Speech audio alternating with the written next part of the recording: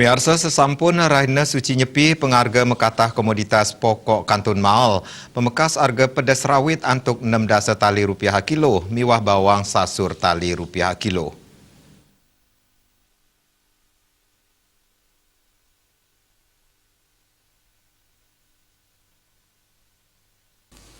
Pengarga pedas rawit kauningin tedun nanging nenten dahat akeh.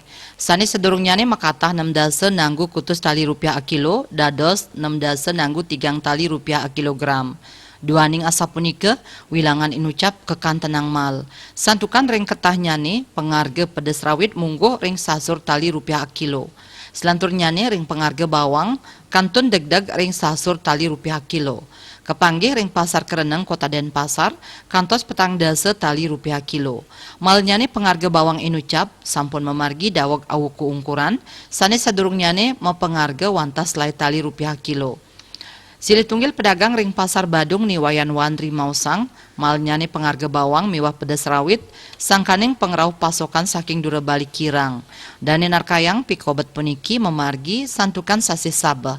Napi malih ring lakaran jejaton inggih punike pedes, sane dangan pisan berek. Ngenenin pengarga adol, pedagang Mausang bawang ke adol, antuk sasur tali rupiah kilo, miwah pedas rawit 6 dasa tali rupiah kilo. Widya Stuti Bisnis Bali.